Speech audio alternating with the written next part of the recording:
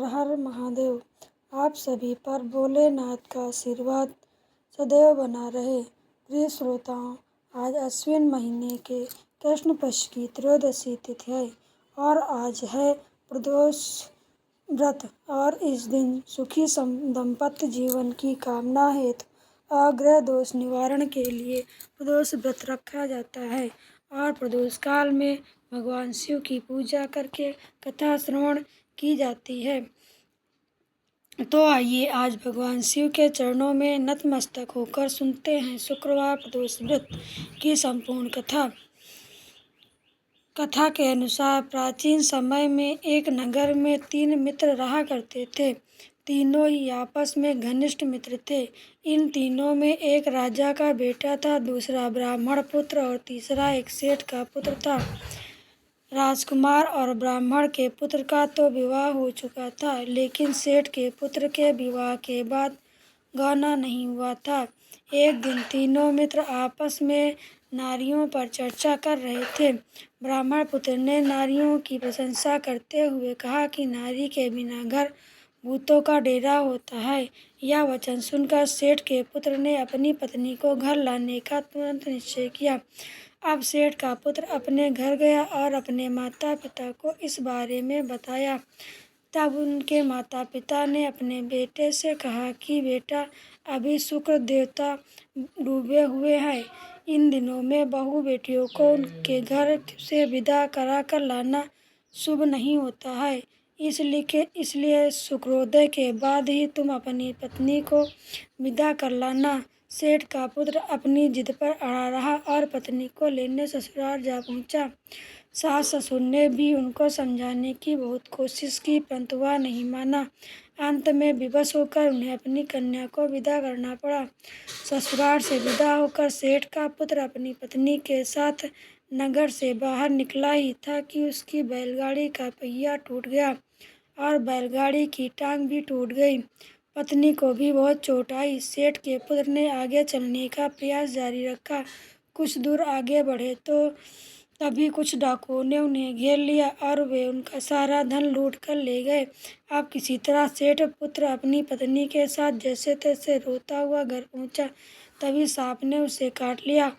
उसके पिता ने वैद्यों को बुलाया। तब उन्होंने कहा कि आपका पुत्र 3 दिन में प्राण त्याग देगा। उसी समय इस घटना का पता ब्राह्मण के पुत्र को भी लगा। तब उसने सेठ के घर आकर कहा कि वह अपनी बहू को अपने पुत्र सहित उसके मायके भेज दो। यह सारी बाधाएं इस कारण से ही आई हैं कि आपका पुत्र शुक्रास्त में पत्नी को विदा करके ले आया है।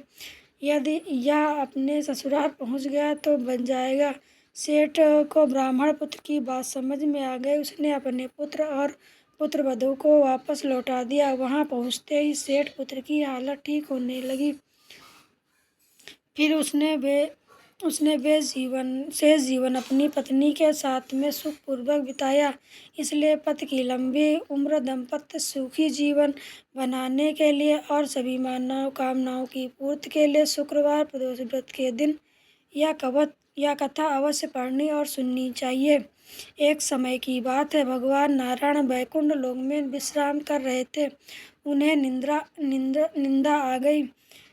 तभी अपने स्वप्न में उन्होंने भगवान शंकर को देखा, जो लाखों चंद्रमाओं की तरह चमक रहे थे। त्रिशूल और डमरू धारण किए हुए सोने के आभूषण से भगवान शंकर सुसज्जित थे और इंद्र द्वारा पूजित थे।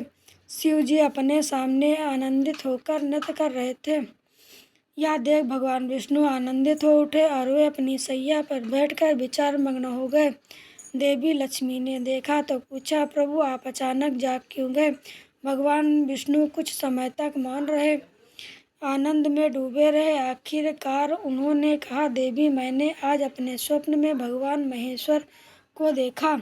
उनका रूप अनुपम आनंद और सौंदर्य से भरा हुआ था।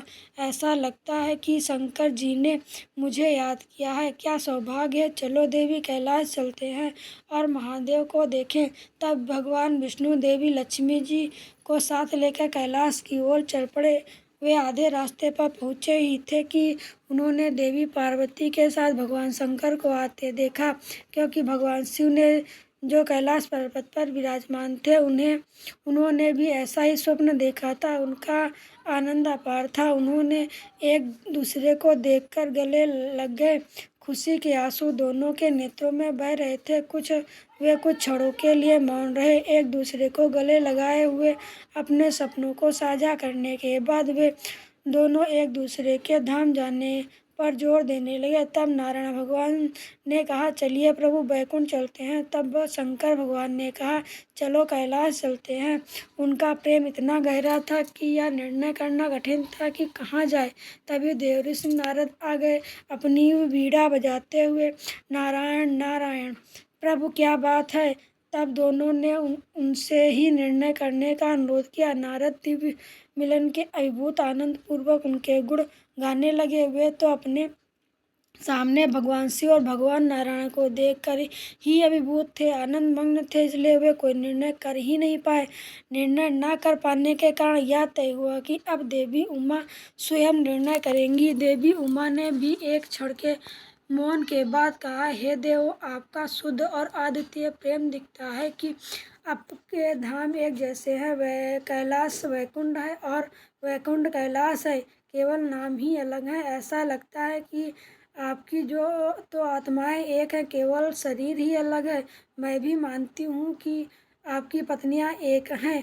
मैं लक्ष्मी में हूँ और लक्ष्मी मुझ में।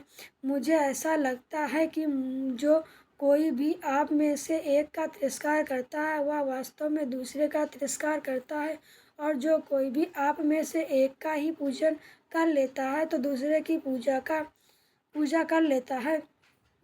जो लोग आप दोनों में अंतर देखते हैं वह बहुत कष्ट पाएंगे। मुझे तो लगता है आप दोनों स्वयं मुझे परख रहे हैं, मुझे भी भ्रमित कर रहे हैं। इसलिए हे देवताओं, मैं आप दोनों से अनुरोध करती हूँ कि अब आप अपने अपने धाम लौट जाइए। भगवान नारायण को सोचना चाहिए कि शिव के रूप में वैकुंठ जा रहे हैं, और भगवान शंकर को भी विचार करना चाहिए कि वह भगवान विष्णु के रूप में कैलाश जा रहे हैं। देवी उमा के इस निर्णय को दोनों देवता अत्यंत प्रसन्न हुए और उन्होंने देवी उमा की प्रशंसा की। उनका धन्यवाद करने के बाद वे दोनों अपने अपने धाम में अपनी पत्नी सहित चले गए। वैकुंठ लोक पहुँचने पर देवी लक्ष्मी ने उनसे पूछा, भगवान आप बताइए, आपके लिए सबसे प्रिय कौन है। तब भगवान विष्णु ने उत्तर दिया, प्रिय